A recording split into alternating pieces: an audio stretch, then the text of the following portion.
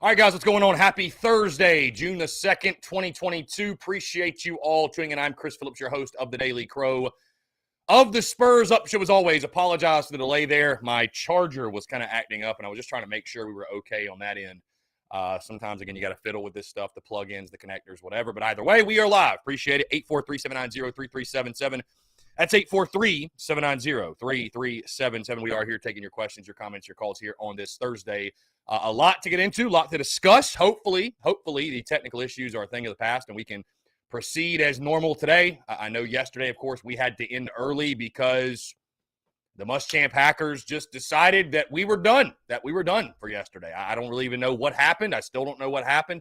I don't know if it was the Melon platform that just crashed, but something crashed, something went kaput. So either way, we continue to rock and roll and keep it moving. So either way, I see John Edward, Jeff Gullidge, Brennan M., Travi, Cody Gaskins. What's going on, guys? Also, the Big Cock Club Discord. Head over to the TDC Questions channel, Be sure your questions are answered there. Jeff Gullidge, happy 9-year wedding anniversary, my friend. Congratulations to you. Again, guys, would love to hear from you. The phone lines are open. The text lines are open. As we sit here on this Thursday, had a great show last night at Tin Roof. Appreciate those who came out. Appreciate those who tuned in digitally and commented and supported. Also, of course, as always, the Daily Crow is brought to you by our friends over at Carolina Ale House. Guys, be sure to check out your local Carolina Ale House. They're located all across the state, whether it be Augusta, it'd be Rock Hill, Fort Mill, Myrtle Beach, Greenville, obviously, Somerville. They're all over, or Columbia, of course. They've got tons of beer on tap. They've got great food as well. Really, really good time. Plenty of TVs, everything you need to watch every single game. So if you need a spot to go, you're looking for a place to grab a bite, get a cold beer, go to Carolina Ale House. And we appreciate our friends over at Carolina Ale House, and we'll be out there each and every single road football game this fall, hosting watch parties, and we're also planning a TSUS tour. We're planning a TSUS tour in late July, early August to get you all ready for kickoff. So really, really excited. Austin Greer says, I don't know what Austin Greer says except an up arrow. Ronnie Pace, what's going on? Dusty Road says, today is my mom's birthday, Chris. She's a huge Gamecock fan. Can she get a shout out? Sophia Atkinson. Happy birthday to Sophia Atkinson. And tell Sophia we said go Gamecocks, and we appreciate her love and support for the Gamecocks. Happy birthday, Sophia. Dusty Rhodes, appreciate you tuning in as always, my guy. Again, guys, very exciting Thursday. A lot to get into. SECU did drop this morning. My full preview and predictions of the regionals and the full road to Omaha, the field of 64. I dropped my Omaha 8 as well as my predicted national champion. Surprise, surprise. I have Tennessee winning it all. I'm not going to outsmart myself. We talked about this last night at Tin Roof. I know many of you are saying, Chris, there's no way. They're not going wire to wire. The number one seed's not going to do it. And you very well might be correct. You very well might be correct. I'm not going down picking against them. I can tell you that much. I'd rather pick Tennessee and be wrong than pick against them and me feel like a damn fool when they run through everybody and win the national championship. So, I mean, I'll tell you this again. We all agree. I think most all of us would agree. And I just think you'd have a hard time arguing that there's a better team in college baseball than Tennessee right now. You'd have a hard time arguing there's a better team in college baseball right now. If Tennessee's on their game, if they're playing their best baseball, they're going to win. They're going to win it all. There's just nobody I think that can toe-to-toe with them. You know, it doesn't have the depth. They've got pitching depth. They've got guys 1 through 9 that can swing it. They are the best team in college baseball. If they're playing their game, they're going to win it all. Austin Greer, do you still have that sportsbook sponsor? So Prize Picks, Austin, is still a sponsor of ours. I don't know if that's what you're looking for. That's more prop plays. It's not necessarily betting on lines and spreads and all that, but it's prop plays. If you want to sign up, I'd appreciate it if you signed up with Prize Picks, promo code TSUS. I'm not partnered up with like MyBookie or anything like that. And Match Bets really wasn't a part. They're not really a partner either. Yeah, I wouldn't go. I'd say Prize Picks is your best bet. It's a really fun thing too, Austin. If you haven't done it, Prize Picks is awesome, and you can win a lot of money on Prize Picks. So promo code TSUS at prizepicks.com. 100% deposit match up to, I forget the total. I want to say up to $100. You get a 100% deposit match or something like that. But promo code TSUS. Also, guys, of course, our promo code at SeatGeek is Spurs Up. SPRSUP. That is our promo code with SeatGeek. So again, anything you need tickets to, whether it be concert, it be a sporting event. I mean, it doesn't matter what it is. Anything that you need tickets to, use that promo code over at SeatGeek. That's SeatGeek.com or the SeatGeek app. Promo code Spurs Up, SPURSUP, to save $20 off your first purchase of any purchase over $50 or more. So again, a lot of stuff, a lot of fun stuff there, I should say. Ronnie Pace, did you see where Landon Powell has led North Greenville to the Division II College World Series? Yes, I have. He's done a great job. He's done a great job, but I've seen a lot of people saying, Chris, what if Clemson goes and hires Landon Powell? What are we going to do? Guys, I'm saying this as politely as I can. Landon Powell is not as hot a commodity as I think fans think he is. And I'm not saying that as a disrespectful thing to Landon Powell. Here's my thing, though. If there was a coach there having the exact same success, but he wasn't such a known name and didn't play baseball at South Carolina, it wouldn't even be a talking point. It would not even be a talking point. People just see the level of success and the victories and, he's a great coach. He's elite. And where he's at and the level he's at, he is. And I'm not saying, who knows? If you hired him, it's a complete roll of the dice. But for Carolina and for Clemson, those are programs, especially South Carolina, but those are programs that should not be rolling the dice when it comes to their head coaches of their baseball programs. I mean, you need to go hire as sure thing as a sure thing can get. You need to go hire guys, and I'm just speaking again from the Gamecock side of things.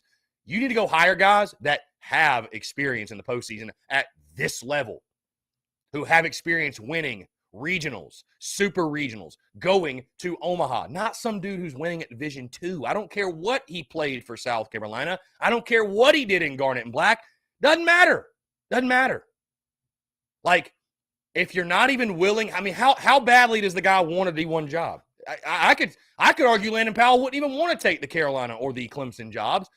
If you really wanted a D1 job that bad, you would leave North Greenville, you'd leave D2, you would jump to the D1 level, and you'd cut your teeth in as an assistant and go from there.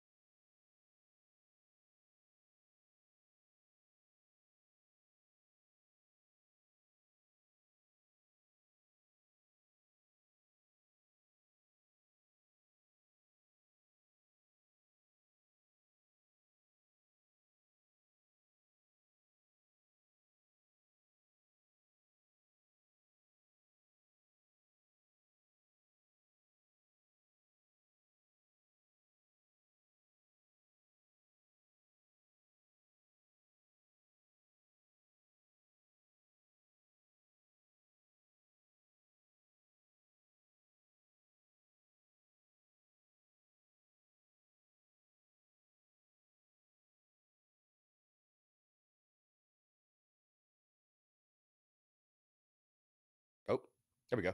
Now, I wouldn't hate that hire at all. Justin Langford, do you think Clem Sucks will try to go after Kevin O'Sullivan?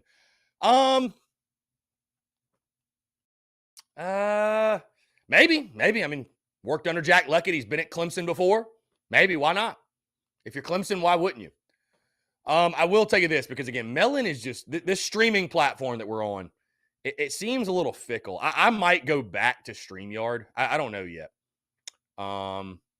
I don't know yet. I might go back to StreamYard. I am going to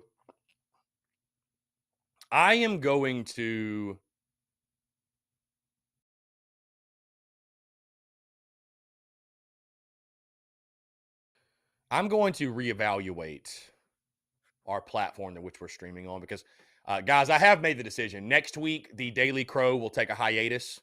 I won't try to plan 2-3 weeks ahead, but next week, the Daily Crow is going to take a hiatus. There will be no Daily Crow throughout the entire week next week.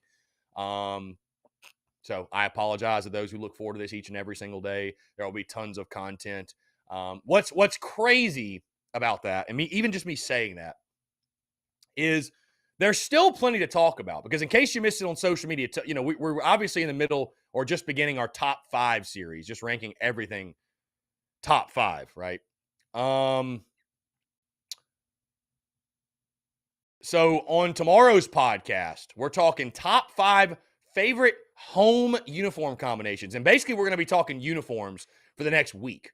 Tomorrow's podcast, home unis. Monday's podcast, away unis. And then Wednesday's podcast, alternate uniforms, alternate unis. So, next week, I feel like we could debate. I know I could. I got my good buddy, man. We can sit there and talk uniforms till we're blue in the face. We can talk uniforms for hours. And on that note, I see my guy, Matty P and Dalton the Vole Hater, talking about how dope the tail feather helmets were. I would argue those are the worst helmets in the history of kind of football. Terrible. Should be burned at the stake. Honestly, those are god-awful. God-awful. Terrible. Those and the Carolina script helmets are both pretty bad. I'm not a script guy on the helmet. I'm not a script guy on the helmet. I'm not. I'm just not a script. I'd rather see the freaking baseball SC on a helmet than the script Carolina. Because what's stupid, too, is the script helmet, it's nowhere else on the jersey. Like, it needs to match. It needs to match. I will tell you this. You know what I think we should do as an alternate that'd be really, really cool? We need to maximize using the palmetto tree. We do. We have it on the field, right? And those in the upstate, they don't use it. They don't use it like we use it. We need to maximize it. We need to absolutely get the most out of it. I think having an alternate uniform with the palmetto tree and the crescent moon on the helmet, like on a garnet helmet or black, whatever. I don't think it has to be white. I don't even think it'd look best on white. I think like on a black helmet, putting that on it and making some sort of like Palmetto Pride uniform, bro, that'd be sick. I think that would be super dope because that'd be cool too because it's like you're establishing yourself as like, we are the University of South Carolina. Like, we represent this entire state. You see what I'm saying? So I think it'd be cool. Jeff Gullich says, I watched the replay of the bowl game on SEC Network this morning. Big takeaway is not that we beat UNC, but how we played is what was awesome. We moved the ball offensively in that game before, better than we did all year long. With the hopes of what Spencer can do and add more pieces, it's got hope up going into next year and feeling like we should be able to do it on a regular week in and week out. Yeah, I mean, Jeff, I would say this just to inject some, just to inject some realism. UNC wasn't very good. And this isn't even coming from me. This is coming from Brad Lawing. Who told me, he said, Chris, I mean, North Carolina probably had the worst defensive line Carolina played all year. That's what he said. It's what Brad Lawing said.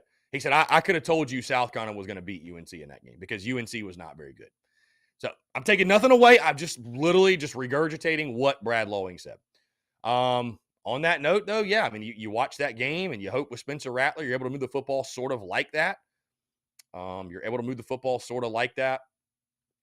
That is the hope, at least. And, but yeah, I mean, people ask me, like, I'll see people out and about and they're like, are you excited for Carolina football? I'm like, how can you not be? You got Spencer Rattler. You're coming off a bowl victory. What Shane Beamer's doing. I mean, Shane Beamer's he's just intoxicating as a whole, right? He's intoxicating to listen to. How can you not be excited? How can you not be excited about Carolina football? How can you not? It'd be a shame if you weren't. You know what I mean? It'd be a shame if you weren't. I'm excited. I love the hype. I love the expectations. I love folks.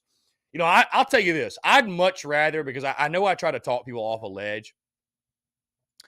I know I try to talk people off a ledge and try to inject realism and perspective, and I'm going to continue to do that. But I would much rather folks be having dreams of 9 to 10 wins than us be going into a season, down in the dumps. You know what I'm saying? Like, I'd much rather the expectations be up, very up. So I love to see it, man. I love to see it for sure. I love to see it. Let's see. Again, guys, we are taking your questions, comments, calls as well. 843-790-3377. That's 843-790-3377. By the way, guys, this is the last normal daily core of the week. Tomorrow, we will play Road to Glory. We'll play Road to Glory tomorrow. We'll get after that from 11 to 1. So not 12 to 2, 11 to 1, because I've got to head out of town at 1 o'clock. 11 to 1, we'll go live tomorrow. We'll play some Road to Glory. We'll try to win the Heisman with Spencer Rattler. Let's see. Joe Anders, Solworth Smith, the elite transfer from Chattanooga, is leaning towards Gonzaga over us and Duke. Will be a big blow at our chances at winning in 2022, 2023. Joe, I think our chances of winning in Lamont Paris's first year are slim anyways. I'll tell you this, I am buckling up for a very rough season. I'm buckling up for a very rough season for basketball. And that's okay. You're rebuilding. I mean, it's a true rebuild, Joe. So,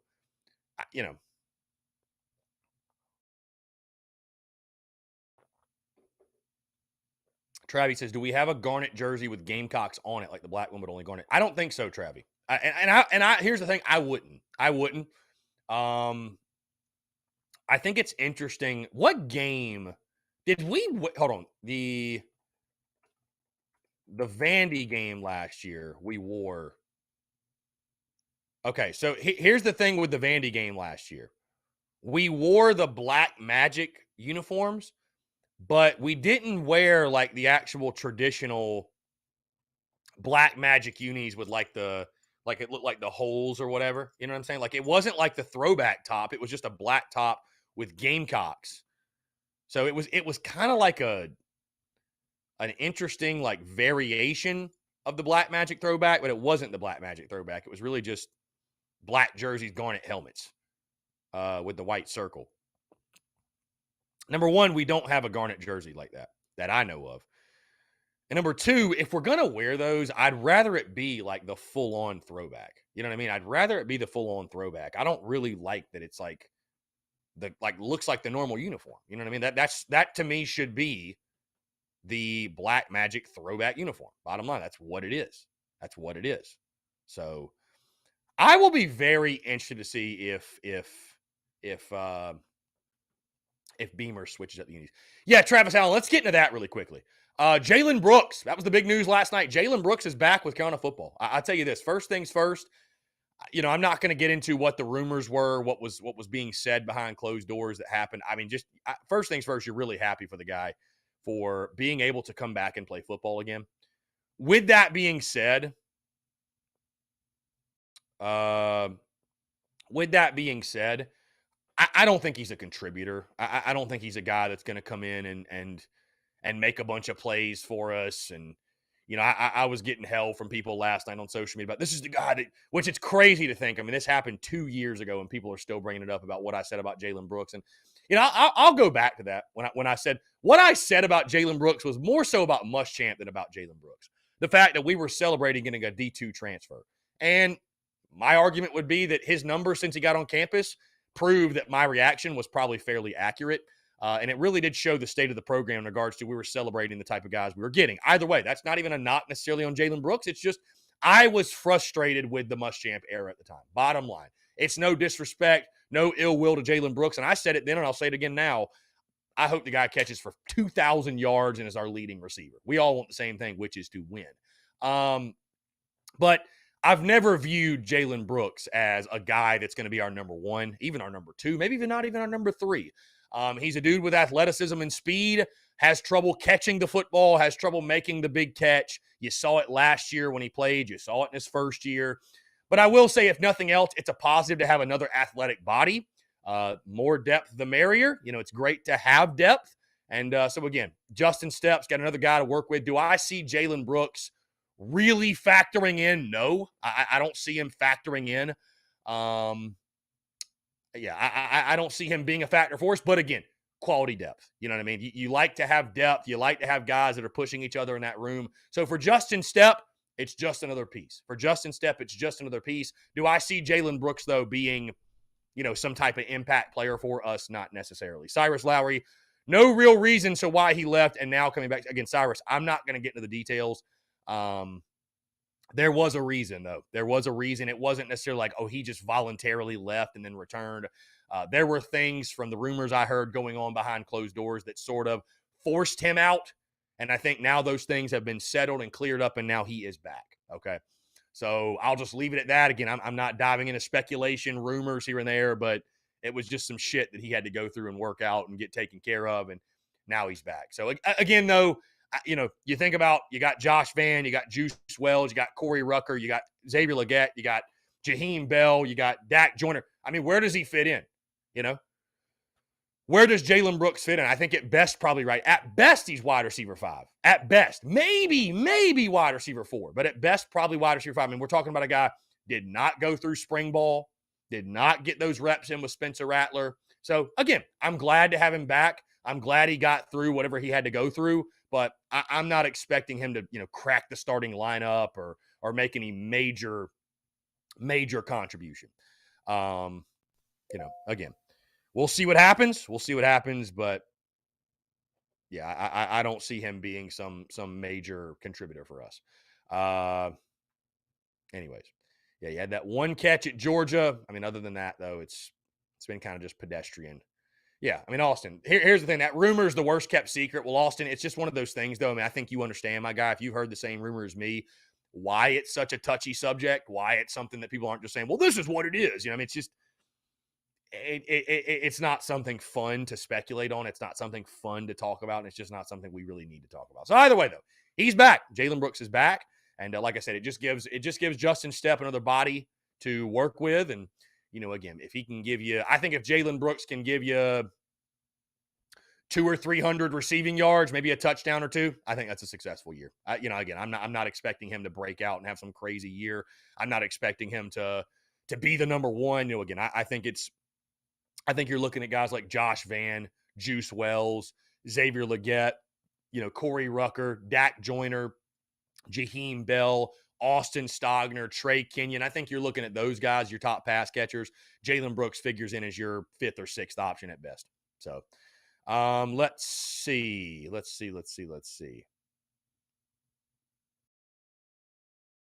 Could also be an impact player on special teams. Kevin Montgomery, season's almost here. I got 9 to 10 wins. Whew. Kevin, who we losing to, Kevin? Who we losing to? Austin, it does feel like Legette's been in Columbia forever. I mean, does it not feel like Dak Joyner's been in Columbia forever? It feels like Dak Joyner's been in Columbia for ages, dude. Like ages. There's some guys you look at on the roster, you're like, all right, you can go now. Like you've been here for 20 years. You can go. No, I'm just kidding. I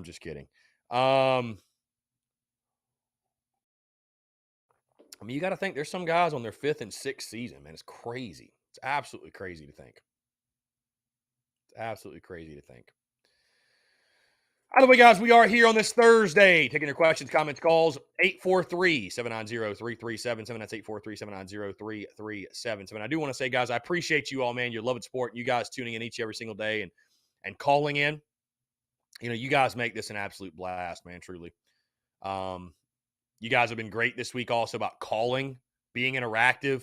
It's been a real blessing. It's been a real treat. So I appreciate it. Again, the beauties and the banter. As I've told you all before, I don't just want to sit here and ramble on for 2 hours. If I did that, I wouldn't do this anymore. I would just do the podcast, which I do 3 times a week. This is for you all. This is for you all to call in and leave your questions and your comments and all that good stuff. So, and I really look forward to taking your questions and everything else. So, again, the big news last night.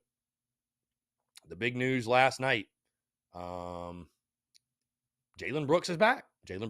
Something I honestly, I think I had said it before too. I honestly thought his South Carolina career was over. So again, we all probably heard the rumors. Most of us did hear the rumors. I am just happy that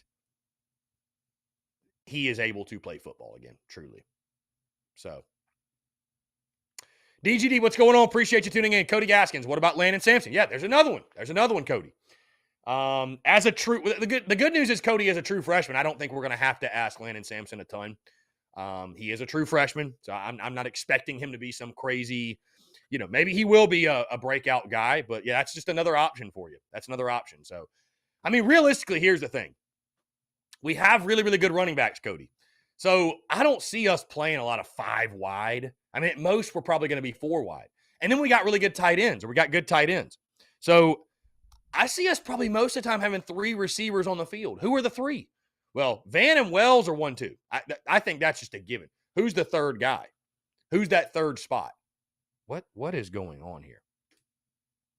I feel like All right, you guys hear me okay.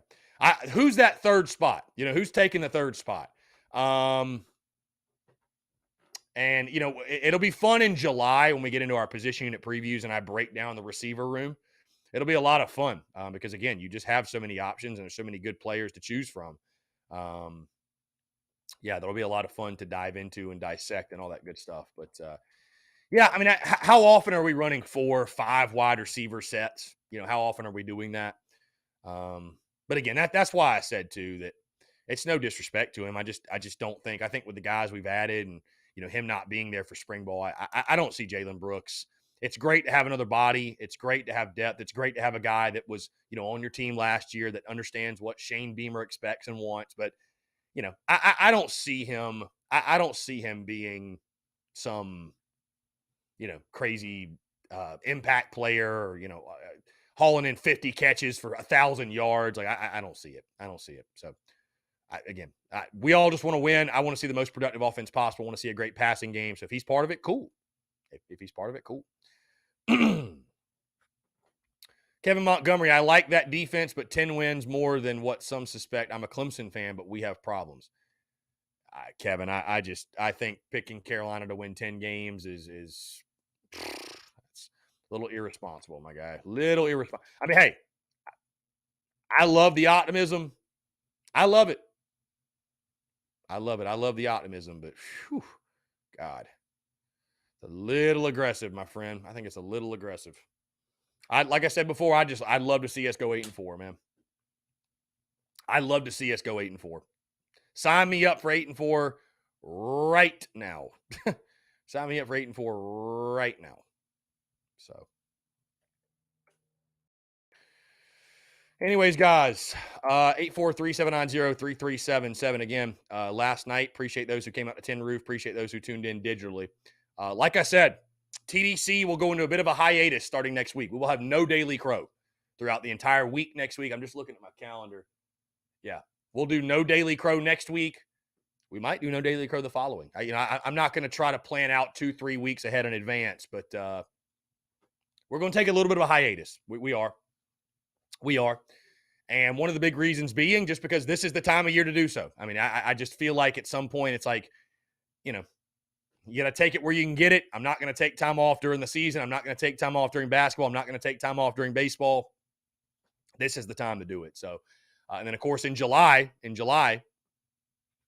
we will be, rocking with preseason content. So I want to be live each and every single day for that. So probably the next week or two, we will have no Daily Crow. There will be no Daily Crow. So just to let you all know, if you want to get your questions in, today's probably the day to do so. Today is probably the day to do so. So, yeah, Kyla Horton, another guy, freshman, 6'3", 190 from Summerton, South Carolina. He might be able to make an impact for you. I thought Nick Emmanwori was a safety. Are you sure, Luke RJ? My guy, Luke RJ, coming in hot. He's an athlete, so I guess he could play wide receiver. I thought he was going to play DB. I thought Emmanwori was going to play DB, Luke RJ. I could be wrong. Eric Reese says, do you think we slide to the preseason? What in the world is going on?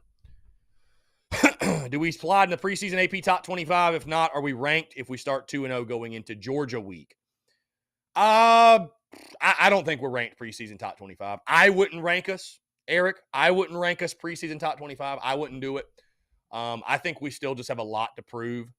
I don't think you will see us in the preseason top 25. It's been crazy. Like some of these polls, I don't know if it's people trying to make a splash or but I've seen some polls ranking Carolina like 15th. I'm like, dude, we have done nothing to deserve that type of hype and those type of expectations. I mean, listen, I'm excited as anybody. Love what Beamer's doing. Love that we added Rattler. But I think we need to go win a game or two first. You know what I mean? Let's go win a game or two first. So, it wouldn't, I think we'll probably be in the voting. We'll probably be around 30th, somewhere between 30 and 35. If we start 2-0, yes, I think we're ranked going into Georgia. I think if we start 2-1 and we play Georgia tough, I think we should be ranked going into weeks 4 and 5, which will be against Charlotte and SC State. You win both those games. You're 4-1. The goal is to be 4-1 going into Kentucky. and you'll be a ranked team. I think you'll be about 20th, 19th, something like that. That's the goal. That's the goal. If you can be ranked going into Kentucky, that's the goal. That's the goal. So let's see. Let's jump to the phone lines here. Call from Robbie Davis, a.k.a. Kirk. Robbie, what's up, man? How are you? I'm doing good. Just sitting here waiting for the oven to preheat so I can cook me some lunch. How are you doing? I'm doing well, man. Just hanging out. What's going on? I don't think we deserve to be ranked in the top 25. Okay. One, because we really haven't improved nothing. Okay. For God's sakes, we went 7-6 last year. Okay. And we have Spencer Rattler and a lot of other great transfers and what have you. But I want us to show that, hey, we deserve to be ranked. I don't want us to just get ranked right off the get, okay? I want us to play well enough to the point to where they have no other choice but to rank us. Does that make sense? Yes, that makes total sense. Like I said the other day, take care of your business, win the ball game, win the football games, and everything else will take care of itself, including being ranked. Okay. Yeah, and I say this, Robbie, like I love the preseason hype. I know some people. Oh, I do too. I think some people. I know there's some Gamecocks say, "Oh my God, I hate when we have expectations or hype because we always fall flat on our face." Yeah, because every time we have expectations, it hits the shitter. Well, but I mean, here's the thing, though. I love preseason hype and expectations because that means you might have a good football team. You have a good team. I mean, hey, Right. I think back to the Diamond, 2011. We were expected to win the national championship. Well, why is that? We were really good. Like that's a great expectation. Mm-hmm. I'd love to be getting picked to go to the playoff. I'd love to have that type of expectation put on our program. It's a lot of pressure, but I mean, I love it. I love it. That people want it. Yeah. People want it. They want us to get to the point to where if we don't make the playoff, the season's a failure, right? I mean, I had somebody tell me we were talking about the start of the season, and somebody told me, well, I don't know, man. I almost hope we lose to Arkansas because, if we beat Arkansas, we're not going to beat Georgia, because it's almost like we're programmed as Gamecock fans to expect the worst, expect bad things to happen. And that is the mentality Shane Beamer is fighting to change. That's the mentality he's trying his best to overcome and to change. And I truly do think he is slowly changing that narrative of the whole woe is me, I'm a Gamecock fan, our team sucks, and all that stuff. I think he is doing the best that anybody could do, okay? Aside from the dumbass that we had for a couple of years. Right. But, I mean, he's doing the best he can with what he's got. I mean, he's the head coach in the SEC, for God's sake. It's the best conference in the country, okay? And I actually got into an argument with a guy that was he was a Michigan State fan. And I was like, dude, you can talk about Michigan State all you want, but I'm just telling you, there's a major difference between the SEC and everybody else. There's a major difference. And trust me, I watch Michigan State and Ohio State and Michigan football games whenever if our game's like at 7 and there's a Michigan game on, I watch other games, obviously, because I'm waiting on our game to come on. And I'm like, I watch South Carolina games and other games, and I'm like, there's no way. I mean, I get it. A blind squirrel can find a nut every once in a while. but there is no way that any other conference is better than the SEC when it comes to football. There's no way.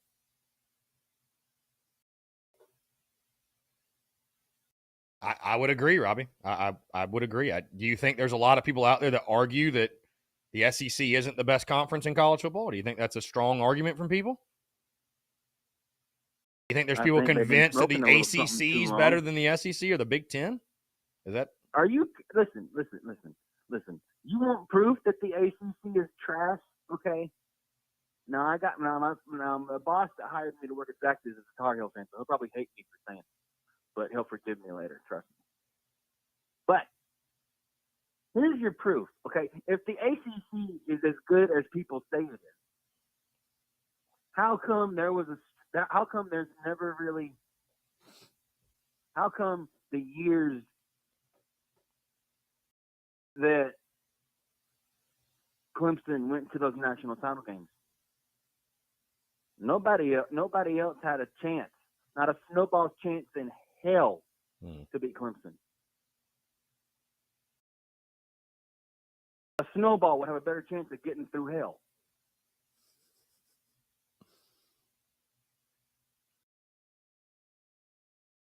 You know what I mean? I understand the analogy, yes. Okay, because I didn't want to. I wanted to make sure I said it. I understand the analogy, yes. Yeah. Like, and I got a friend. My boss's brother, or my boss's son plays at Gardner Webb, right? He plays football at Gardner Webb, so he's a Gardner Webb Bulldog, I guess you could say, or whatever they are. And my brother Chandler, who watches the show sometimes, he told me that he thought his high school team could beat Burns, and my brother is the chaplain at Burns High School, which that's where Lattimore played his high school ball, obviously. And I was like, dude, no, there is no way that your high school would beat Burns. There's no way. I said Woodruff would get their brains beat in. I said, look at it this way. It's like South Carolina or Clemson playing Georgia State.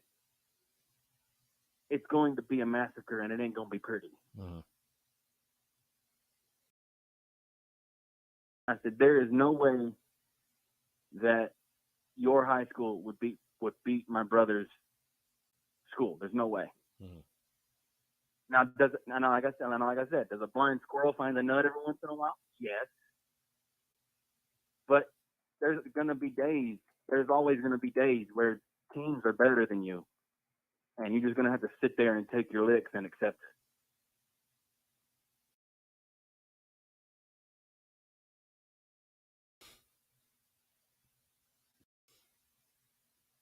it. And I think I still stand by what I said. Slowly but surely, I do truly believe at some point, Lord willing, we will be good enough to where the expectation is make the playoff or the season's a bust.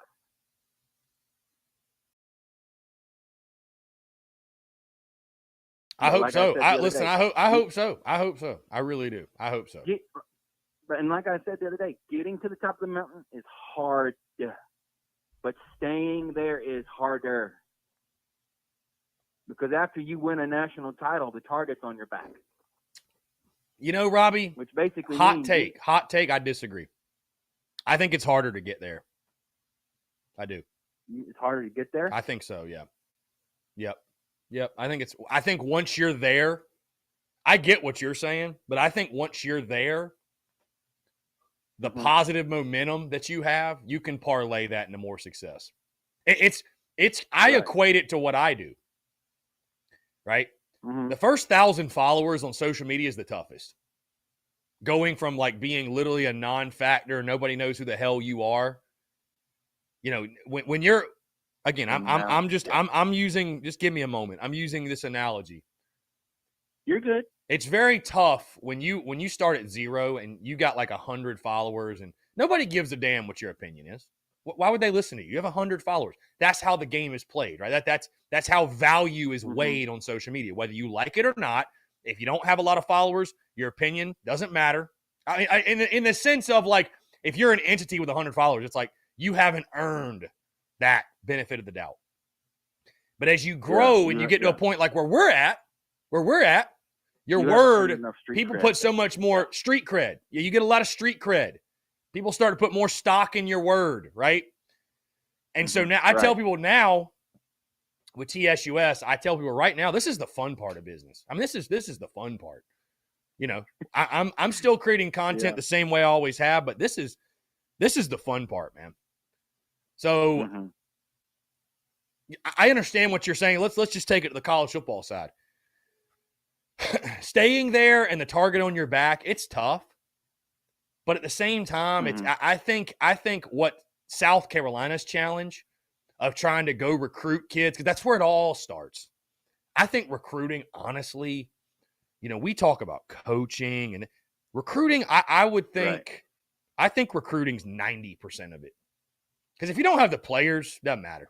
None of it matters. Right. So Shane Beamer's challenge is greater than Kirby Smart's challenge. Shane Beamer's challenge is greater than Dabo Sweeney's challenge. Shane Beamer's challenge is greater than Nick Saban's challenge. Of Shane Beamer's trying to go up against all those guys and convince them why they should come to Carolina instead of go to Clemson. I mean, think about that. You're a Gamecock fan, Robbie, so you wear garnet glasses. Just call it for what it is. Take all the biases out. Why would a kid go to Carolina over Clemson right now? Why?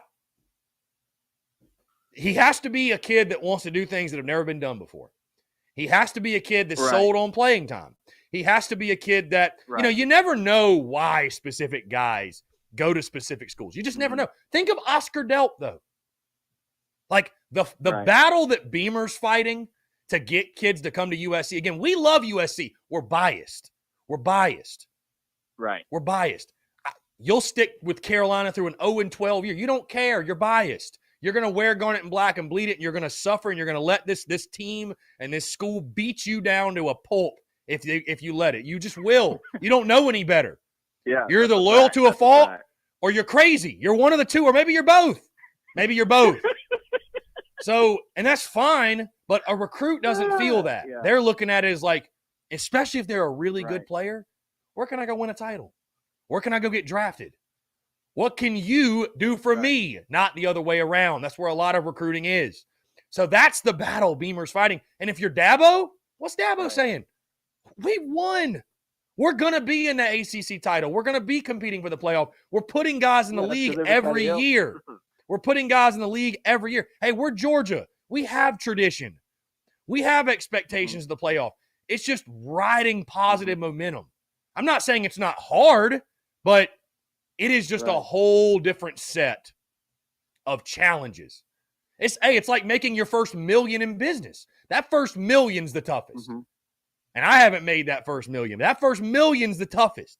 Once you get to that point where you have money to play with and you can start investing here and investing there and taking this risk and taking that risk, you know, I'm not saying it's not a set of challenges. It's a different set of challenges. Don't make any mistake. Just because you have a lot of money don't mean you don't have problems. I could argue you have more problems. But it's just a different set of challenges. So I'd argue again, it's hard to stay at the top, but I think getting there, I would argue, is the harder part. That's just my take on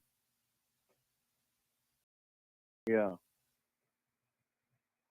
And I agree with you. Like the one thing that hurts us a lot whenever it comes to recruiting is we don't have the tradition like most of the other schools in the conference or in the state. You know what I mean? Right. Because Clemson won 2 national titles, right, in football. They've actually won 3. They've won 2 in the last decade, though. But yeah, anyways. Yeah. Georgia just won the national title. So, I mean, That's one of the main things that he's got to try to change the narrative of, we can win here. Just trust the process and let's get it done. Yeah, I mean, listen, Spurrier showed you it can be done. Spurrier showed you, at least if nothing else, it's possible. Yeah. He showed, yeah. It's possible. Yeah, I'll never forget. I was watching game day. I'll never forget. I was watching game day. It was the first day of his first season, and Lee Corso on game day said that we would never win the East or win anything while Spurrier was here. It may have took 5 years, okay, but dadgummit, it happened. He proved the doubters wrong. Dang it! He shut the doubters up. He let his recruiting, and he let the games do the talking. So it can be done. The only question is, how long is it going to take? I mean, I'm in it for the long haul. I mean, I'll be a Gamecock fan till I am dead and in the dirt. Okay. Until God says, "Hey, I'm bringing you home," I'm gonna be a Gamecock until I am dead.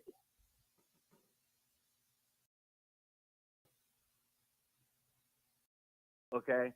Yeah, Robbie, I didn't think you're going anywhere, my guy. I don't like I said, I think you're either loyal to a fault, you're crazy, or you're both, or you're addicted to pain. One of those three. Oh, I deal with pain every day, my guy. I hear you. I deal with pain every day, so pain is normal for me.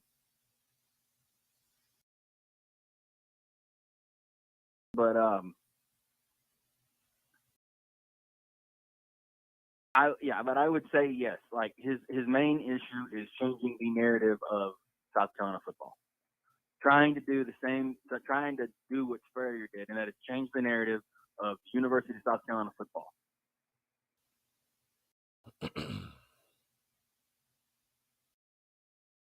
And with the coaching staff that we have, and all this positive momentum, I think we're slowly and surely doing that. But I still also stand by what I said a couple of days ago. If this offense does not do anything, Satterfield is got to get canned. I only live 59 minutes from Columbia. I'll drive up there and help and get that going to pack up all of this shit. I don't care.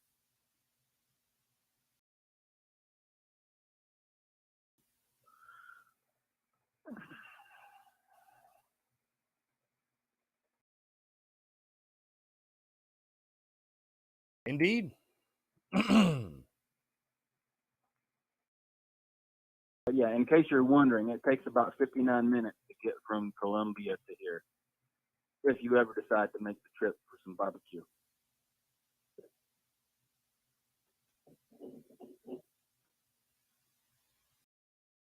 So it'll take you just under an hour, if traffic's not bad. So. Indeed. Robbie, appreciate the call, my man. We're going to jump into a break. Really good stuff, though. Love the banter, my guy. Right? Yeah, man. You too. Appreciate you. Mm-hmm. Yep. Great stuff from Robbie. I'm going to run a very simple set of questions on social media, and I'll be curious to see these answers. There are going to be two questions. First one will be, will South Carolina ever win an SEC championship? And the second question is going to be, will South Carolina ever win a national championship? I'd love to hear real answers to this. Just simply put, simple questions. Will it ever happen?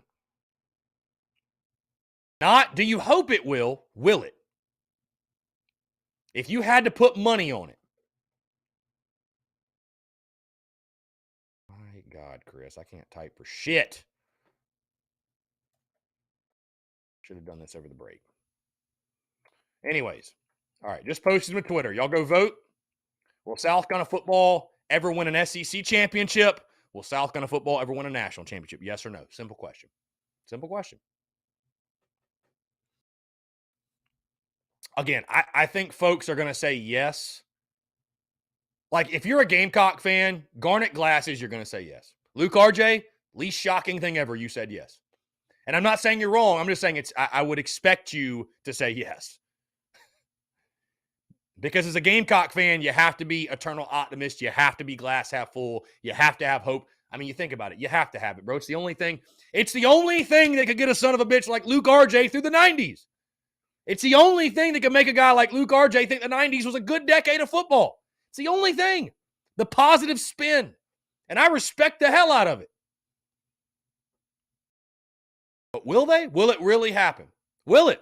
History says it won't. But damn history. Damn history. I'm just posing a question. Is Beamer the guy? Maybe he is. Maybe Beamer's the guy to get us to an 8-9 win level, and then it's the next guy. But either way, maybe that guy's out there. Maybe it's the guy we have right now. Maybe it's this next recruiting class. Maybe it's the one after that. But I'd like to think too, like Luke RJ just said, you didn't hire Beamer if you didn't believe he's the guy. Guys, we're going to jump into a quick break. We'll talk more about that on the side that I want to continue to hear from you. More of your questions, comments, calls, and more. 843-790-3377. That's 843-790-3377. More of your questions, comments, calls, and more on the other side. You're tuned in to the Daily Crow.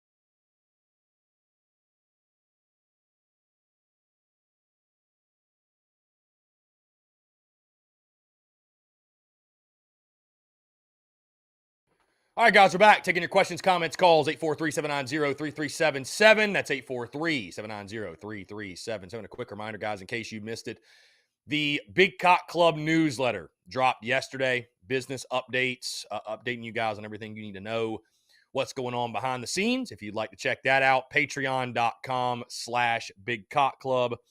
Patreon.com/bigcockclub is where you can get access to that. Join the Big Cock Club today. Dalton Hines says we're going to Atlanta this year. Dalton, we're going to Atlanta to a bowl game. We're not going to the SEC championship. I'll bet you my entire business we're not going to the SEC title. How about that, Dalton? You want to put what you want to put up against that? Courtney Washington, what's going on? Appreciate you tuning in. Appreciate you again, guys. The question, it's the off season, so we're having random conversation. The question of the day, I ran the poll on social media, 2 different polls. I feel like this could be the same question though. Just because if you win the SEC title, there's a good chance you win it all. But I got 2 polls running. Will South Carolina football ever win an SEC championship? And will South Carolina football ever win a national championship? Very early on in the polls, as I literally just dropped them like 10 minutes ago. And I would say this because Brendan commented. Brendan commented and said, you don't need history to make history. And I agree. I agree. Because if you're asking me that question, hey, Chris, gun to head, you got to put money on it. Will Carolina ever win an SEC title or a national title? That's a different question than can they? Can they, right? Because the answer is yes. Carolina can. They can. As I said it yesterday, and I'll say it again, there's no reason why South Carolina can't. I'm not saying even be at the level like Georgia's at or be at the level Bama. But there is no reason why South Carolina can't be an 8 to 9 win per year program and every 3 to 4 years do something crazy and get to Atlanta. There is no reason why that can't happen. No reason. Absolutely no reason. Is it easy? Absolutely not. Is it going to be very, very difficult? Absolutely. Is Shane Beamer fighting an uphill battle? Absolutely. As I just told Robbie Davis, he argues that staying at the top is harder than the journey to get there. I completely disagree. Getting there, the battle that Beamer's fighting, is much more difficult than the battle that Kirby Smart, Dabo Swinney, Nick Saban, that they're fighting. And I'm not saying it's not difficult to stay at the top because everybody's gunning for you. Everybody's coming at you. But when you get to that level, when you get to the elite level, when you get to the upper echelon, hey, guys, there's a reason the saying the rich get richer. There's a reason that's a saying. There's a reason that's a thing in college football. I mean, we complain right now about NIL, and we just don't have the money to compete and keep up. Guys, Carolina football won a national title. You don't think people would open their pockets up? You don't think people would be spending more money? You don't think there'd be donors that you hadn't heard from in ages that would come out and shell out a couple $100,000, couple mil? Absolutely. Absolutely. So it's possible. And just because, listen, tradition has to start somewhere. Alabama football didn't just start and they were the best. Tradition is born somewhere. That's why I told you guys, success for me in the Shane Beamer era, when we're looking back in a decade, we averaged 8 wins over the course of that decade per year. That may not sound like a lot. That may not sound like the achievement that some of you want, but that's how you build tradition. Winning consistently over course of time. That's how you establish tradition. So you don't have to win the national title every year, but becoming known as a program that they're in it every single year. They're giving teams hell Hey, Kentucky is all of a sudden building tradition. Tennessee has built tradition in a negative way. Right? Tennessee football started, they're not good anymore. Why is that? Because they haven't won since 2005. 2006, maybe? Tennessee hasn't been good over a decade. So they're not thought of anymore as a powerhouse. They're trying to get back to that. That's why when folks get so worked up over year 2 of Beamer, guys, we're in this for the long haul. We are in this for the long haul. It ain't about winning big in year 2. It's about winning big in year 12, year 10, year 8. First 5 years for me of Shane Beamer is just win as many as you can. Obviously, you need to see progression. You need to see victories on the field, no doubt. But win as many as you can. Build as much positive momentum as you can while stacking great recruiting classes and winning in recruiting, because that is where it matters. That is the greatest challenge. That is where the battle will be won or lost. Because at the end of the day, you can bitch about Marcus Satterfield all you want. You can bitch about Clayton White, and you can bitch about Shane Beamer himself. But if you don't have the best football players, you ain't beating Georgia, you ain't beating A&M, you ain't beating Clemson, you ain't beating Alabama. You're not winning more than 7 games a year if you don't have the best football players. You got to have the Jimmies and the Joes. Carolina didn't go to the SEC title in 2010 and win 3 straight years, 11, 12, and 13, just because Steve Spurrier was a wizard. Is he a great head football coach? Absolutely, he's a Hall of Famer. But it wasn't just because G.A. Mangus was a quarterback whisperer. It wasn't because our defensive coordinator was the greatest in all of college football history. It wasn't because Steve Spurrier Jr. was the greatest receivers coach ever and he was putting magic spells on Alshon Jeffrey. It's because we had the best players. We had dominant players in the line of scrimmage. We had a full defense full of NFL guys. We had offensive playmakers that are regarded as some of the best, if not the best in school history. That is where the battle is won. It's 90% on recruiting. So yes, guys, when you're, again, I understand the business models of 24/7 and of Rivals and of On3 and these recruiting services. That when you're paying that, I don't know, whatever it is, $9.95 a month or that $60 per year or whatever they charge, when you're paying that, what do 24/7 Rivals On3, what do they sell you in return? They sell you hope. Because that's what recruiting is hope. Recruiting's hope, right? It's hope that this guy or that guy or that guy, they're going to be the guys. They're going to be the guys, right? But so to make it full circle, to take it full circle, that's why when you're relying on Division II transfers, I get a little frustrated. I got a little frustrated back in 2020 when Will Muschamp was trying to blow smoke up my ass that we picked up some 5-star talent when it was a Division II transfer. No offense, but that's the business of this game, man. We're trying to win big, and we need the best players to do so. You look at these services. Have you ever heard of a bad pickup in recruiting?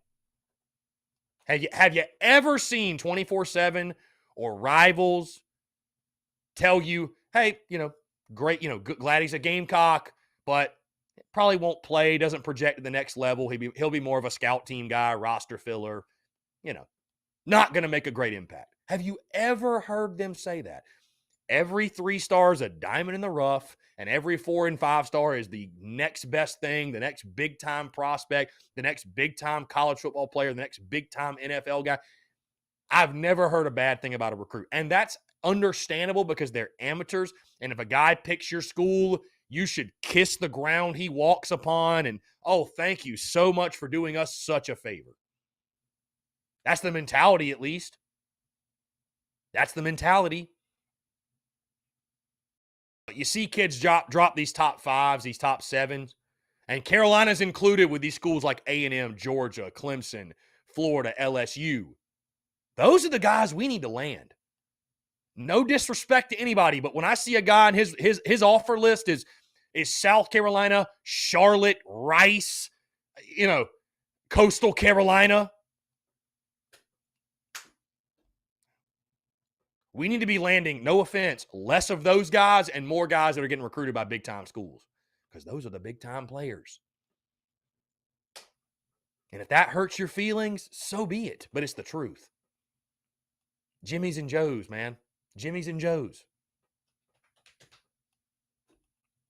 And I'm not saying those 3-star guys aren't good players. That's not what I'm saying. We've talked about that over and over repeatedly, that, Eric Kimry told me and others have told me the difference is identifying those 3-star guys and who can be developed and who fits your scheme system. The 250th versus the 600th best player, identifying those guys, right? Some of the greatest Gamecocks in school history, I'd say most of them are 3 stars because we don't have a history of pulling 5s, right? The DJ Swearingers, the Melvin Ingrams, the Jimmy Legrees, the Connor Shaws, the Dylan Thompsons. Granted, some of the greatest players in school history are guys like Marcus Lattimore, Alshon Jeffrey, Stephon Gilmore, Jadeveon Clowney. These were no-brainer 4- and 5-star guys. These were no-brainer guys that you landed them and you were like, they're going to be damn good football. Hey, and it doesn't always work out. Look at Jarvis Giles. Look at Shaq Rowland. And it's funny we mention Shaq Rowland in bust territory. I'm not saying that it doesn't fit to a degree. It's unfortunate when off-field issues impact a guy's career. But, dude, people want to act like Shaq Rowland was a bum and that Jalen Brooks is some all-star receiver. Like, give me a break, dude. Like, Shaq Rowland, go look at the numbers. Shaq Rowland was a stud when he played. He was a stud when he played. The problem was him staying on the field. And that's not to diss Jalen Brooks or anybody else, but, like, let's just keep things in perspective of who is who. Let's keep in perspective who is who. So, again, it all just comes down to recruiting. That's it. Again, the first 5 years of Beamer, in my question, the first 5 years of Beamer, win as much as you can, build as positive much momentum as you can, and just stack as many good classes. Because changing the recruiting side, that's why Spencer Rattler's such a big deal. Changing the narrative around the quarterback position. I just posted a clip about this a little bit earlier. Changing the narrative around the quarterback position. Right?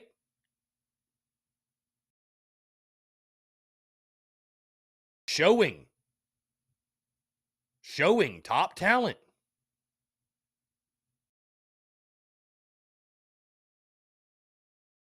That you can come play here.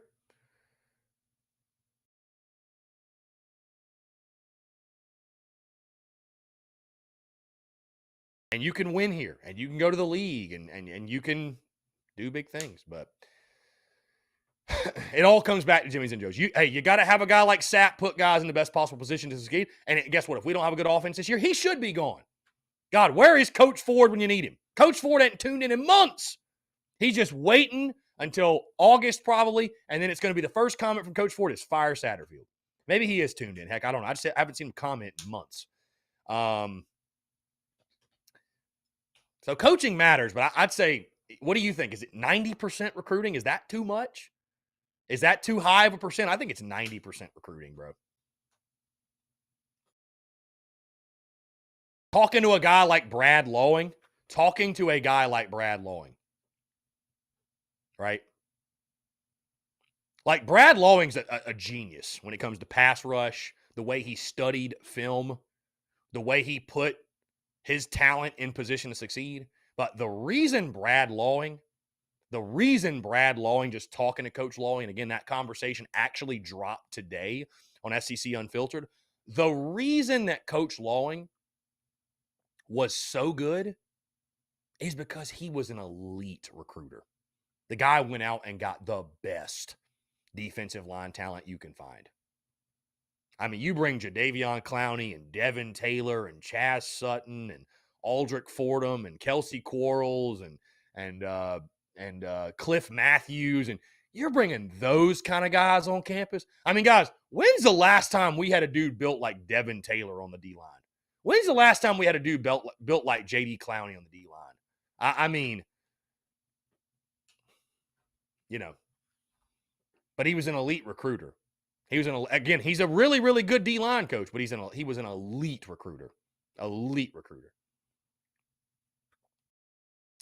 Luke RJ, once you have the best players, and if you can argue a team has equal talent, that's when the coaches matter. Muschamp didn't have great players. As but a coach, he was terrible. I mean, Luke RJ, I would say, though, that I mean, Muschamp and company, they did recruit some good players. They just couldn't develop them for shit. I don't know what it was. I don't know why it was. They had trouble getting the most out of them.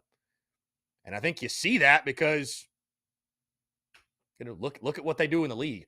John Gibbs says you're 100% correct on recruiting. I look at our prospects that are being recruited by Clemson, Georgia, LSU, and Auburn, and I think, man, that's pretty cool. We're in the mix with those schools. You can tell who the good ones are.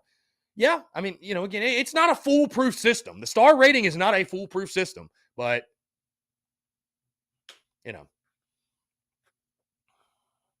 And so, John, that's like, I know we all want the Clemson dynasty to be over. We all want that to end. We all want Clemson to suck again, for sure. I mean, absolutely, I want Clemson to suck, no doubt. No doubt I want Clemson to suck. But you look, my guy, you look at, you look at the preseason All-American list, and you look at, which players are being regarded. Guess what? 3 of the 4 starters on Clemson's D-line are preseason All-Americans. Like, they still have really good players. Clemson has stacked classes on classes on classes on classes on classes. They've still stacked them. They've still got really good football players. So,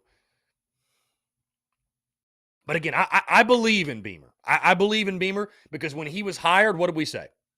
This is a unique job, and you need somebody in here that doesn't necessarily see the University of South Carolina's football program for what it is. They see it for what it can be. That's the hardest part, right? Because it's so easy to look at Carolina and say, they'll never win an SEC title. They'll never win a national championship. It cannot be done. It's so easy to look at USC and say that. That's why hiring Shane Beamer was so important, because you need someone that can look at USC and see it for more than it is and ignore the outside noise, because Clemson folk, Georgia folk, national folk, they'll laugh, they'll scoff, they'll make their jokes, and that's fine. That's fine. Let them do that. Let them do that. Let them laugh. Let them snicker. Let's put our head down and work. Take care. We can take care of in our building. Call from Dalton. All right, here we go. Dalton, what's up, man? How are you? What's up, bud? Making a call on my lunch break today. So. Very good. I appreciate you, my man. What's going on? Nothing much. I just wanted to call in and, give my input on South Carolina potentially winning an SEC championship. And I wanted to say I think the trajectory is there and for our current, program. If we keep rolling like we are, I think we could be in Atlanta within 5 to 6 years. I think that's fair. Yeah, I mean, I think 5 to 6 years is a good timeline, and yeah, I mean, I think by year 6 or 7, could Carolina football be realistically, competing seriously to get to Atlanta? Yeah, I think that's fair. I don't think that's, I don't think that's like a too soon of a timeline, I should say. I think that's fair. Yeah. But I mean, the one thing that I think could complicate that is the sort of the rescheduling and the reshifting of what they're trying to do in the SEC. Obviously, you got Texas and Oklahoma coming in. They're probably going to be solid teams. Most of the time, they're above average teams. But the main thing that I'm sort of worried about is if they don't see how there's any chance where we could have, one of the top 2 records in the SEC at like ever. Mm-hmm. That would be my main concern, because if they get rid of divisions, I think it completely and they keep the same format where the best 2 teams go to Atlanta and they play one championship game. I think it completely basically gets rid of any hope that we may have to make it there. Well, from what I've seen, my guy, I just saw something this morning that I don't think pods are going to be a thing. I think they're debating on whether they want to do an 8 or 9 game SEC schedule. I would imagine they'll keep divisions. I mean, I would imagine they'll keep divisions. So it doesn't seem like pods.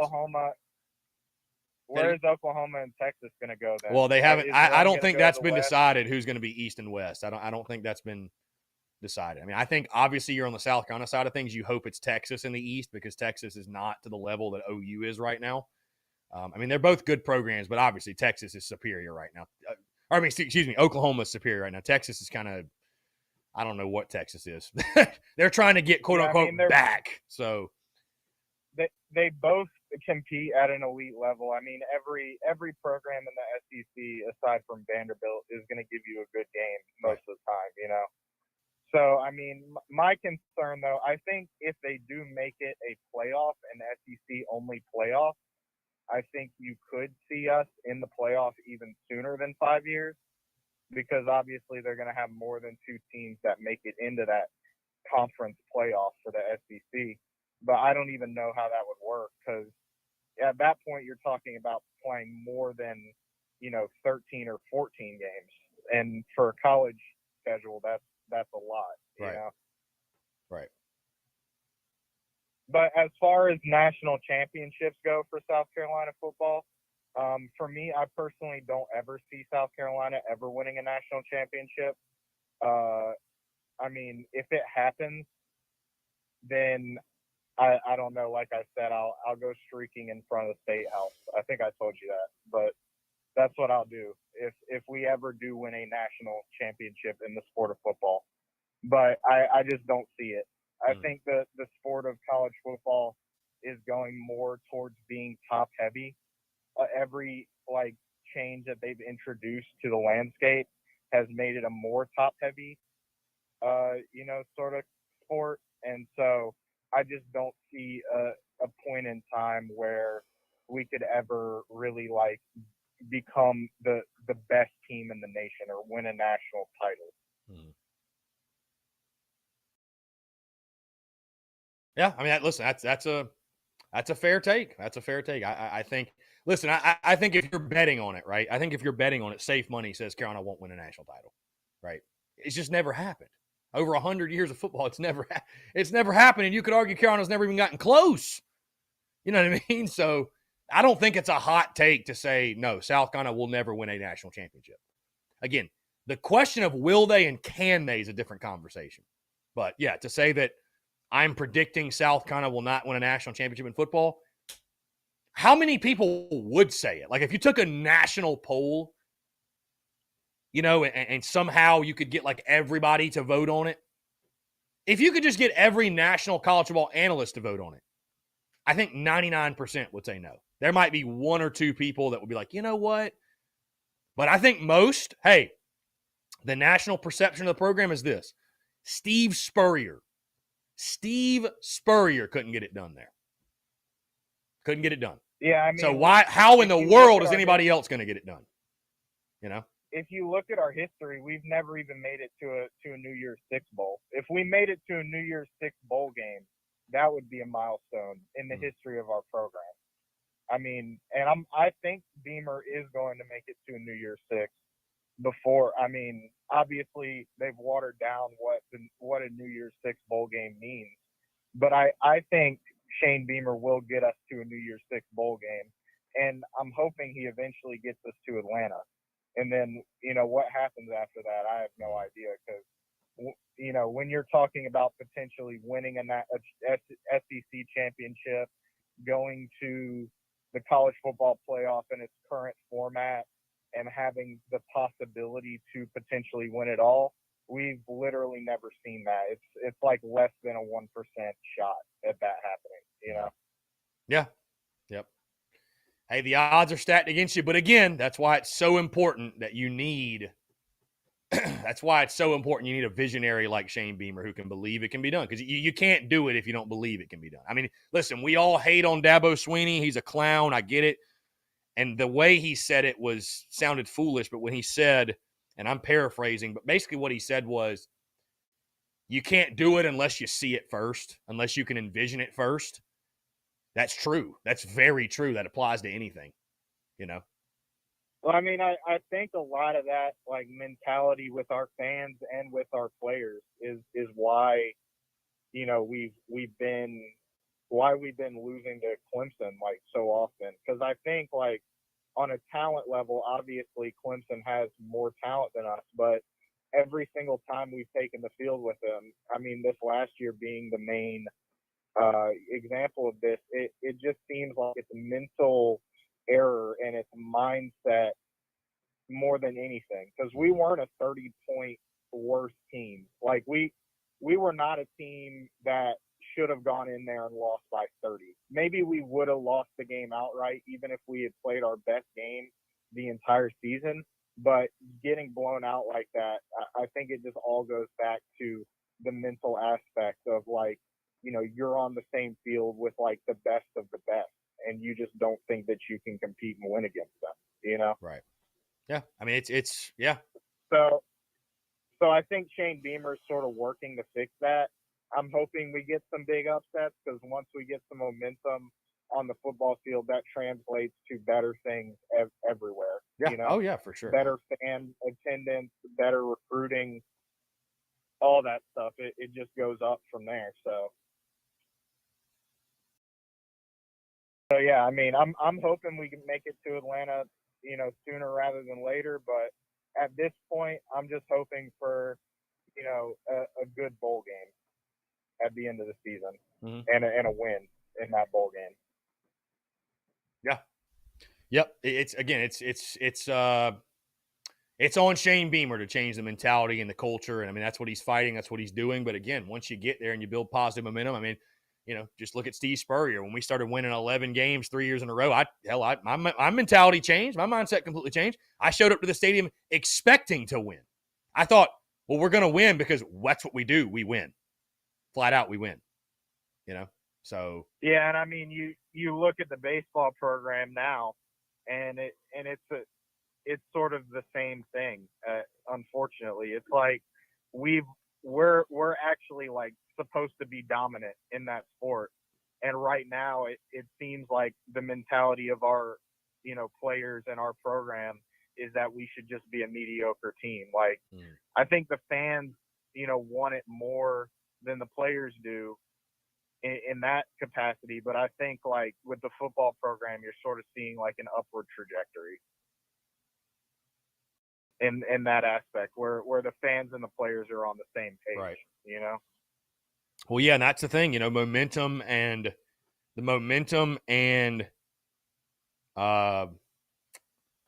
you know, tradition can go both ways. So yeah, if you start losing and the culture gets lost somehow, yeah, it can go a negative direction as well. So yeah, I think you're definitely seeing that in baseball, I mean, unfortunately. Yeah, it's like Nebraska only winning 4 games or whatever. Like, Nebraska has won national championships, but if you ask anybody today, nobody would say that Nebraska is like, they think that Nebraska is ever going to get back to like the college football playoff or have any real chance to win a national championship. Right. You know. So it can go both ways. I'm looking forward to this season though, for sure. Oh yeah. It sucks that our first, you know, 3 weeks are early like that. You know, our early starts of, you know, you get the 12 a.m. against Georgia. 12 o'clock starts suck, but, you know, if we pull off that upset against Georgia, I think a lot of people are going to change their mind, and that's sort of what I'm hoping for. Yeah, I mean, even a win over Arkansas would be big. Oh yeah, be huge. I mean, again, you want respect, you can earn it. Go win. That's it. Pretty simple. Yeah, Pete. Yeah. Well, I guess I'm gonna let you go, but it was a you know, good talking to you again, and I hope you have a nice day. I'm gonna go get some lunch now. So Dalton, I appreciate you, my man. Always a pleasure to chat with you. No problem. All right, brother. Take care. Good stuff from Dalton, man. 843-790-3372. Guys, we're going to jump into a quick break, but I want to continue to hear from you, more of your questions, your comments, your calls, and more. On the other side, you're tuned in to the Daily Crow.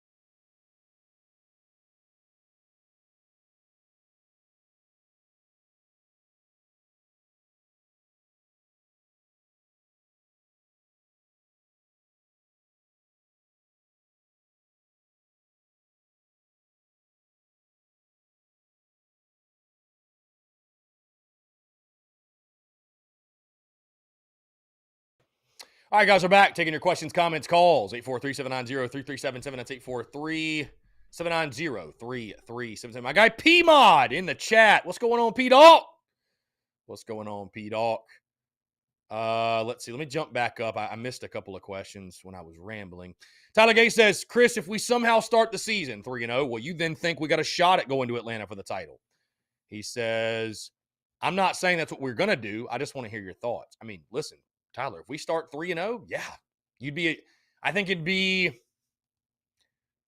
kind of crazy not to think we don't have a shot. I mean, we'd literally be in the driver's seat of the SEC East because in that scenario, if you start 3-0, you're starting 5-0, and you'll have a 5-0 trip to Lexington to take on Kentucky. So, yeah, I mean, listen, I think that I'm not saying you 110% would go to Atlanta, but would you have a shot? Yeah.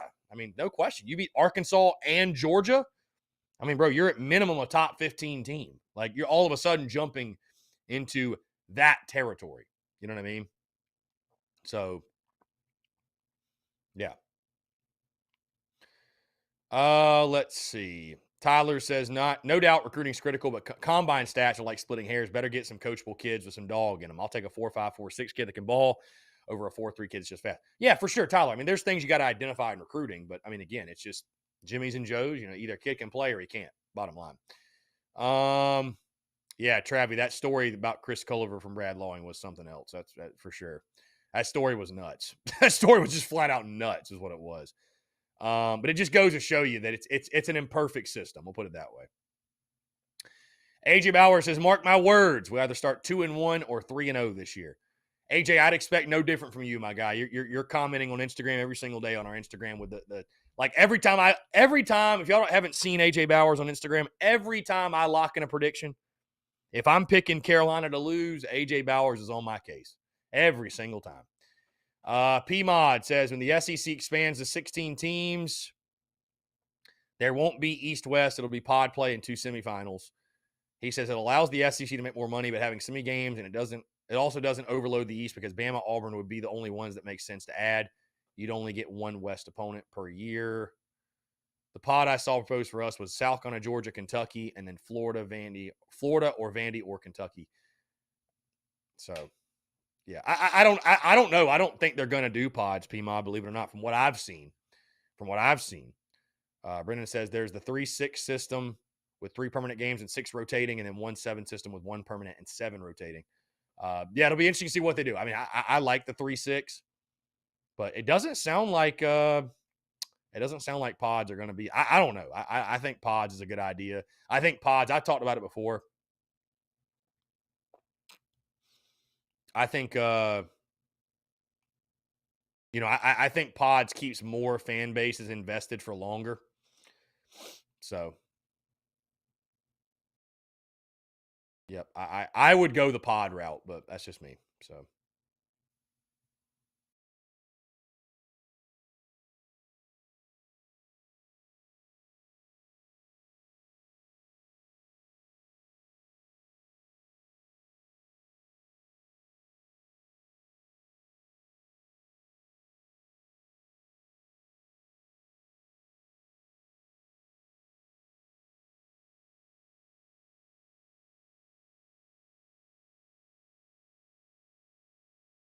Let's see. AJ Bowers got to stay strong on my team. I hear you, my guy. I hear you. But you wouldn't take me very seriously if I picked us to win every game, would you? Not sure many would. Not sure many would.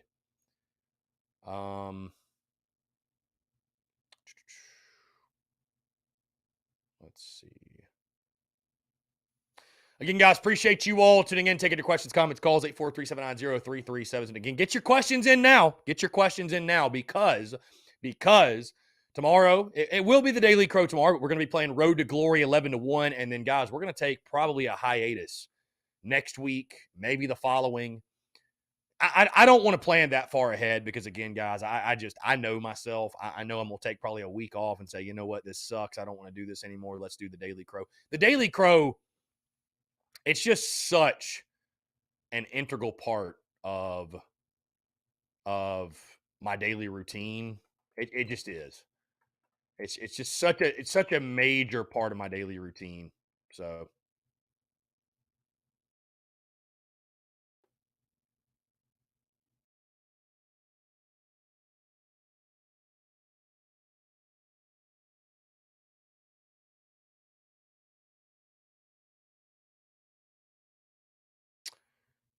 Let's see. All right, let's jump to the phone lines here. Call from Randy. Randy, what's up, man? How are you? I'm good. How you doing, man? I'm doing well, man. Appreciate you asking. What's going on? Good, man. Love the show. Couple quick thoughts, and then I'll just take your thoughts offline. So I'm just thinking about the year. I'm thinking about the team. I'm thinking about like how we can go about winning against some of these bigger teams. So I'm thinking about our offensive and defensive line, right? So I love our weapons this year. We got great receivers. We got a great running back. I think the new Q is going to be good. But let's just say that our offensive line and defensive line are not as good as these big schools. I think we're putting a lot on the new Q to be really, really special to win some of these games. And I just don't know, man, if he has the resilience to overcome some of these obstacles. I mean, that's just a concern of mine, like he has some character issues in the past. He's kind of been coddled at Oklahoma, great system. I'm just a little worried that if we get run over and we're getting scored on, we're going to ask him to do too much. And he's going to, he can make our program look bad if those character issues come up.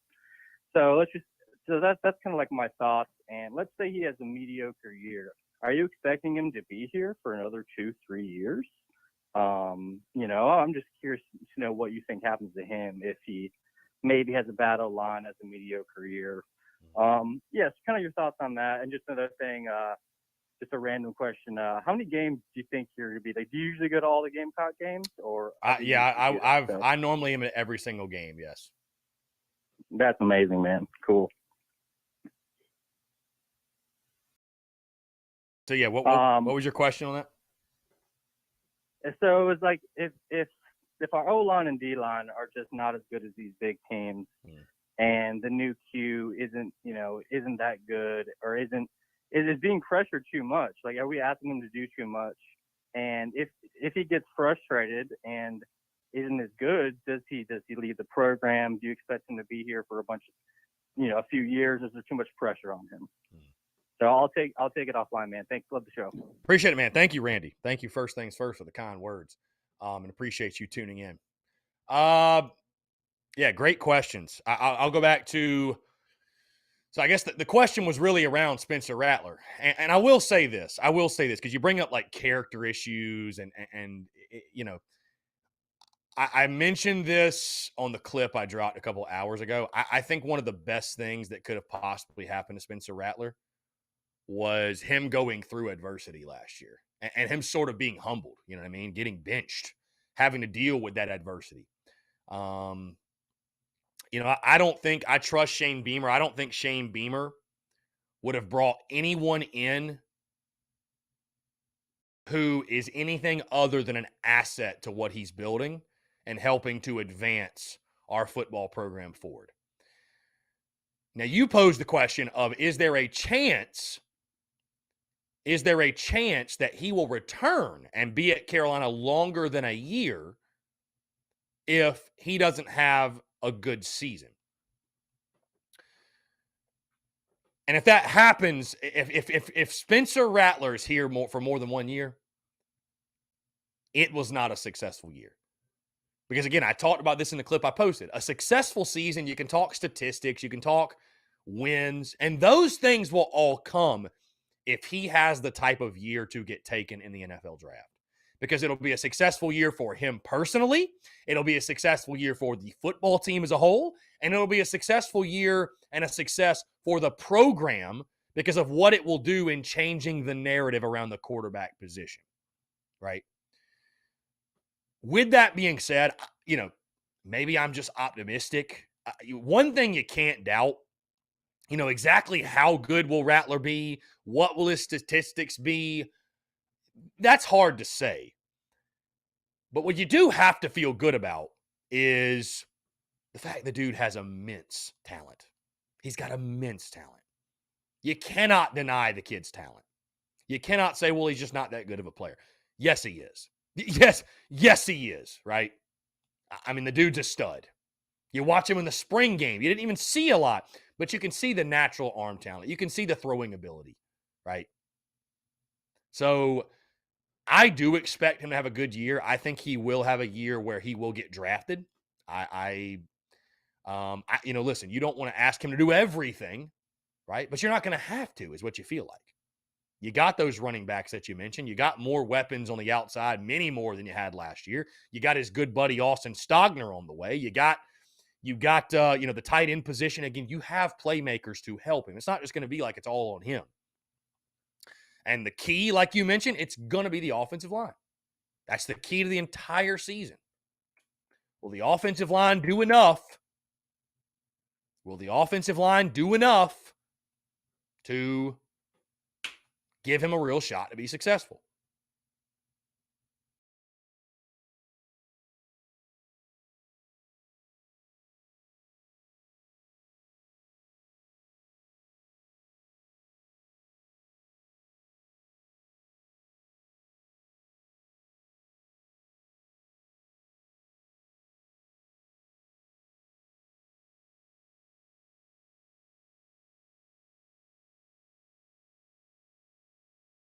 Cody Gaskins, if Rattler has a great year, are we saying 8-4, 9-3 would happen? And if he has a subpar year, we're looking at 7-5 or 6-6. Cody, I don't think you can. I don't think that math ain't mathing. That math doesn't exactly equate. You know what I mean? I think Rattler could have a really good year. We go 7-5. You know what I mean? There's so many other factors, Cody, that come into play, right? I mean, are there not? What about the defense? What about the defense, Cody? What if the defense takes a step back? Or the defense just isn't as good as they were last year? Right? I mean, we got to play on both sides of the ball. So, listen, I think that if Rattler has a really good year, though, I think 8-4 is very realistic. I think 9-3 is pushing it a little bit. I think 9-3 is pushing it. I think 8-4 is realistic. Again, it's so hard to predict his numbers, his statistics, his touchdowns to interceptions, to wins, to all that. And that's why, I've said before, like, I wouldn't rank Carolina in the preseason top 25 because while there is a lot of hype and hope and expectations, and you added this guy and you added that guy and positive momentum and positive energy, there's still a lot to prove. I mean, top to bottom. Right? There's a positive spin. There's a positive way to look at it. There's also the other side. Hey, Spencer Rattler got benched last year. Hey, you're adding 2 receivers, sure, but one played at FCS and one's from Arkansas State. How good will they be? The offensive line is still extremely suspect. Extremely suspect. On the defensive side, you lose your top pass rusher from a year ago. You lose your top defensive back from a year ago in regards to turnovers. The linebacker position, I could argue, still an area of weakness. You got talent in your front 7, but guys that have been fighting to get sort of over the hump, that they flashed here and there, but they haven't been necessarily consistent. There's questions all over this team. Call from Colby. Here we go. Let's jump to the phone lines. Colby, what's up, man? How are you? I can't complain, man. How you doing? I'm doing well, man. Appreciate you asking. What's going on? All righty. So I got one question. Nobody's really talked about it, but in the last season, it was pretty obvious. Marcus Satterfield kind of had a few excuses with no real quarterback. Kind of didn't from some other people's perspective.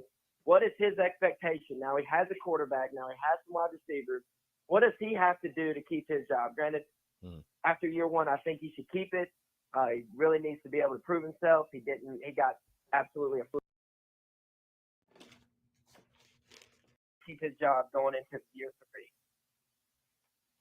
Yeah, that's a great question. I mean, Sat's a huge part of this. And I won't say I was surprised because we're all passionate. We all want a scapegoat. We all want somebody to blame. So when the offense didn't work, I mean, it was going to fall on Sat for sure. I wasn't surprised the way the offense struggled because I said it all preseason. Hey, we're not built to throw the ball. Wide receivers an area of weakness. Luke Doty's got a lot to prove as a passer. We're going to lean on the run, and if we can't run, we're going to struggle. And if you'd have told me how bad the O-line was going to be, I would have said, yeah, I'm not shocked we're bad offense. If you'd have told me the problems with the quarterback position, When you factor in everything that happened last year, it's like it's not surprising. I mean, there's many a OC in college football that would have had problems getting a whole lot out of us offensively. But you look last year, 22.6 points per game, 104th in the country. It can't happen, right? We were 116th nationally, I think, in like offensive output. Can't happen. Maybe this is an unfair number. I mean, obviously the offense has got to be more explosive. I think getting upwards of 28, 29, 30 points per game, I think that's where you need to be. I think you need to make that type of jump. You know what I mean? To make fans feel good about bringing Sat back. Because as you mentioned, it's true. Fair or unfair, it's true. If you don't get the job done this year, it's going to fall on one guy. It's going to fall on one guy because now, you know, we've given you all the pieces you can ask for. We've given you everything you could ask for.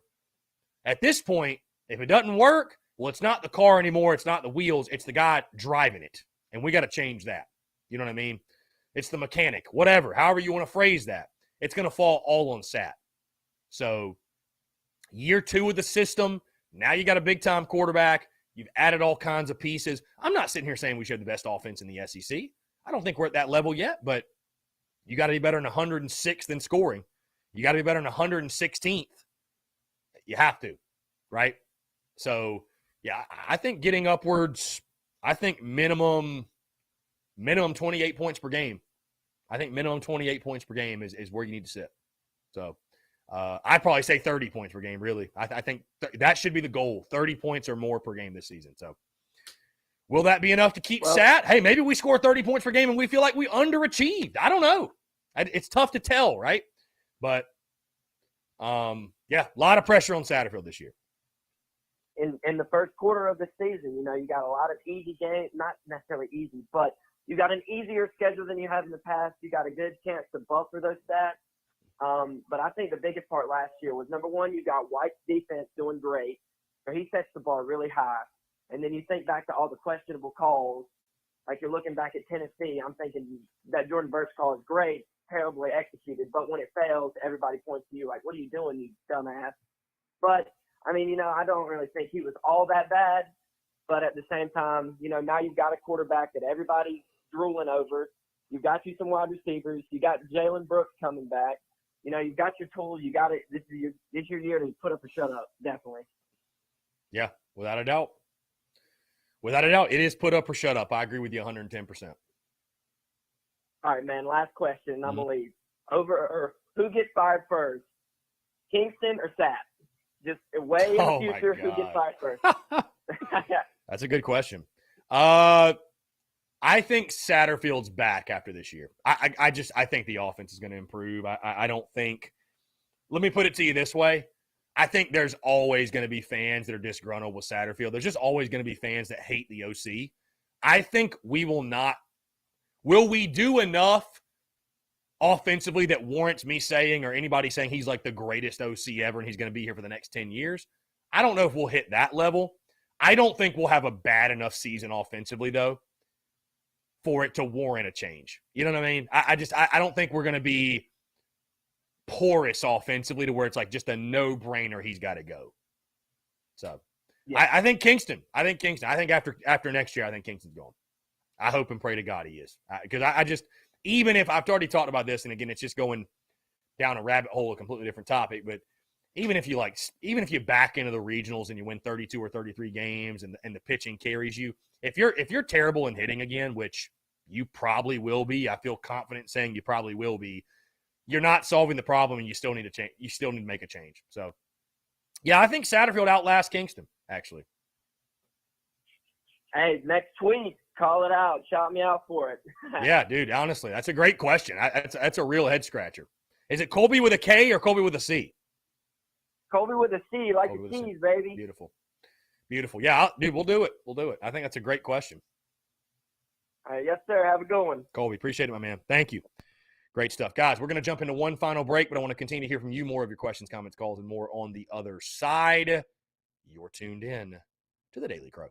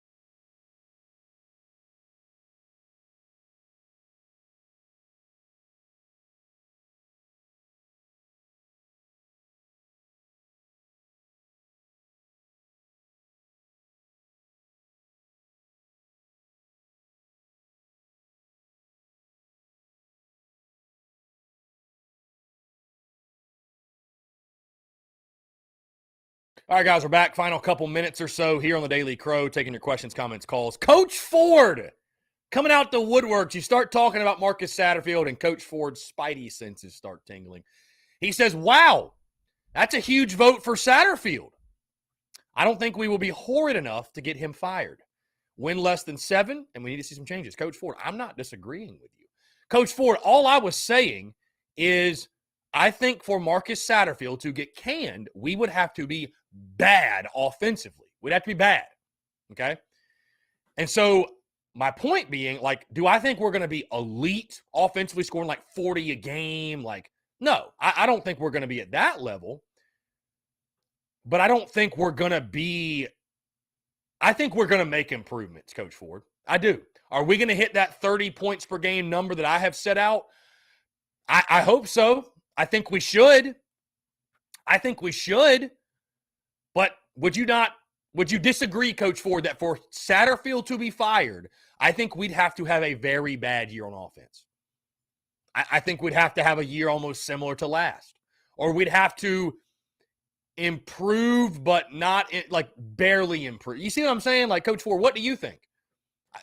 I feel like Coach Ford would agree with me. Like, I think the goal, the expectation should be 30 points per game or more. Because I think you look at, Georgia State, you look at your non-conference, you look at Vandy, you look at Mizzou, like, you should be able to score some points. So if you don't hit that number, I think you could make an argument he should be gone. But I think for that type of change to be made, I think we'd have to be pretty porous offensively. And I actually do think we're going to improve. I don't think we're going to be some terrible offensive team. I don't think we're going to have 11 yards of offense in the third quarter like we had against A&M. I don't think we're going to have games like that. We could, I guess. It all comes back to the offensive line. But I'll tell you this, guys, in closing, having a bad O-line is not going to be a good excuse this year. Because the way I look at it is like, your offensive line is suspect. Your offensive line's a question mark. What are you going to do about it? How are you going to scheme around it? I mean, I know at some point that the O-line's just got to play better. And if you're a coach, you're sort of almost at their mercy. But you also have to know, I think, as the OC, if you're Sat, hey, we've got to make sure we're putting the offensive line in a position to get the most out of them and not lose us the ball game. I think having Spencer Rattler also helps that. And I think in turn, you're going to see more offensive production. And I think Satterfield will be back. Unless Sat's leaving to take another opportunity or there's just some, I don't know, some circumstance that we don't foresee. And Coach Ford finally says they're saying we have a deep O-line. Well, we do as far as experience. But that experience last year, what does that really mean, right? Guys, we've hit 2 o'clock. Appreciate you all tuning in. Thank you so much for the calls, the banter, man. Incredible stuff. Really, really fun conversation. Check out the podcast on SEC Unfiltered. The drop this morning. Great conversation with Brad Lawing on that show. Also talked my predictions and preview of regional weekend, Field of 64, picks for Omaha, national championship pick. Also talked SEC spring meetings. Really, really good stuff there. And again, like I said, that combo with Brad Lawing. Guys, appreciate you all tuning in. Thank you all so much. Have a great rest of your Thursday, and we will talk to you tomorrow.